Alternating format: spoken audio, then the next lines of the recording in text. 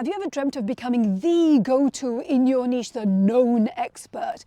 But there's something stopping you. Now, I wondered what holds back CEOs, leaders, founders from sharing their experiences, knowledge, expertise. So I ran it through an AI bot that I'm building. It pulls up what people really think, are concerned about, what they fear. I'm going to be sharing it with my clients when I finish tweaking it because it'll help them become more precise communicators and communicate with authority. Here's what it came up with. These are the top 3 issues. One is, what will they think? What if I get nothing back? I'm not ready. You can see the percentages. These are the percentages for people who haven't really started doing this, haven't started sharing their brilliance and their expertise. But when you look at the findings for people who are already sharing what they know and do, the figures change. The thing they're most concerned about is, what if I get nothing back? It goes up from 40% to 45%. 45% of leaders, CEOs, experts who do this are concerned that they're not going to get something back from it. Then comes what will people think, and this goes to 30%. And yeah, I'm not ready, it's still there, but it goes down to 20. Oh no, it stays at 25%. These are the worst reasons not to start sharing what you know and do. In this video, I'm going to be sharing what happened to me and other truths around why you've got to stop thinking like this if this is you, because your best life lies downstream from being known for the right thing by the right people. So let's look at fear number 1, the fear of no return on investment. Investment could be money, time, effort, energy. Let me tell you a little story. When I finished my master's, my postgrad, I have a postgrad in medical engineering, I wasn't sure what I wanted to do next, and so I experimented. I volunteered at a hospital. Plus, I created a radio program about medical issues, health breakthroughs essentially, things like the effect of teeth on migraines, making it accessible to people. And it was because I was interested in it. I got a phone call. The phone call was, would you like to come and do medical reports for us? Yes, please. They were looking for somebody with a medical background. And I said, yes, absolutely. I started my TV career by becoming a medical reporter. Then I got another call, and the call was from Financial Times Television. They were setting up a new desk. They needed a bilingual English-Arabic TV person. I'm bilingual English-Arabic. They knew about me because of the work I was doing. And they said, would you like to come and join our desk? Yes, absolutely. And then my then boss was offered an opportunity to set up a world first, a global broadcaster based in Dubai, and he invited me along with him, and I said yes. And then when I was there in Dubai, I got a call from the BBC. They were looking for somebody who had credibility, who had contacts, the right person to front a business and finance program that was going to be broadcast to 200 million people. And I said yes. So the point is this: when you look at each thing in isolation, it doesn't seem connected. But when you see how one thing led to the next, I call this, it's the stepping stones of my life, right?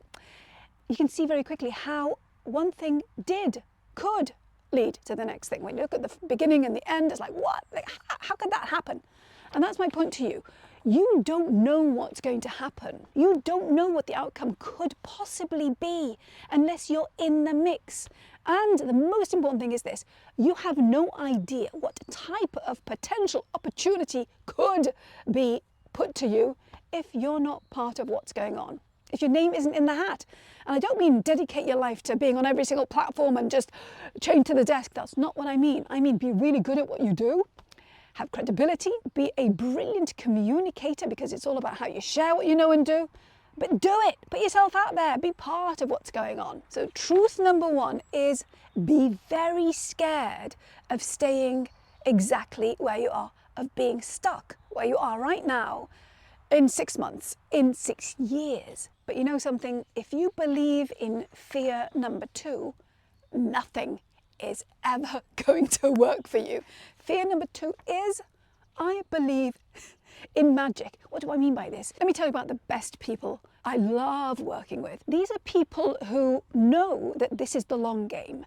They know that they learn by doing, that they have to do the work. They tweak, repeat, figure out what works, what doesn't, how they feel great, what makes them feel terrible when they're sharing what they know and do, and what resonates with their ideal stakeholder. If you believe in magic, if you want proof instantly, here you go, here's a result, straight away, that doesn't happen. However, the irony is that the people who I work with, people who don't believe in magic, who realize that they need to put in the work, they get the results straight away. I mean, I've had clients who've had offers of consulting work, of being keynote speakers, of all sorts of things happening within days of them showing up in a specific way, because it's all about strategic communication, expert positioning. When they learn how to do this and they are great at it, things change really quickly for them, but they don't go into it with the mindset of straight away. So really, it's the mindset of discover, don't decide. Discover. You need to lead with inquiry, be curious, want to find out what really resonates with people that you want to hear from. The more you do this, the better you become at it, of course, and you're leaving the competition behind, because you're tuning into the things that really work. You're getting so good at the way you're communicating, the way you're sharing, the words. You know which words work and which words don't. And that means that this is a person, my best type of client, they end up with a moat around them, digging a moat around them, which is the best it's the best place to be. I mean, did you know that Warren Buffett says the best type of business to invest in is a business that's got a moat around it, because it's got no competition. The competition can't get at it, get to it. And the same is true for you. You are your own business, your own commodity, and you want to dig a deep, wide moat around you, and you do it by becoming known for the right thing by the right people.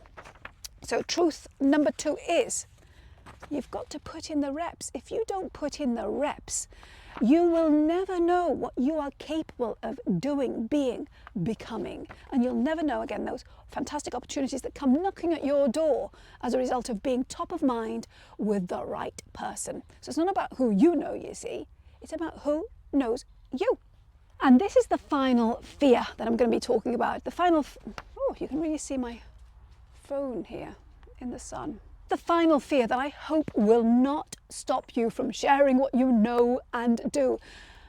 I'm not ready. I'm not ready. It could be you're not ready, or it could be your thing that you want to share isn't ready. You know, this whole thing around perfection it's a prison, okay? Don't go there. But the bigger point here is that every day you don't do this is a day you've lost forever.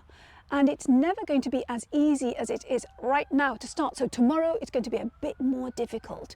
We don't know why. It could be that somebody else comes along who takes over your niche and is fantastic at it, gets a head start. Or this could happen. In fact, this happened to somebody I know just a couple of days ago.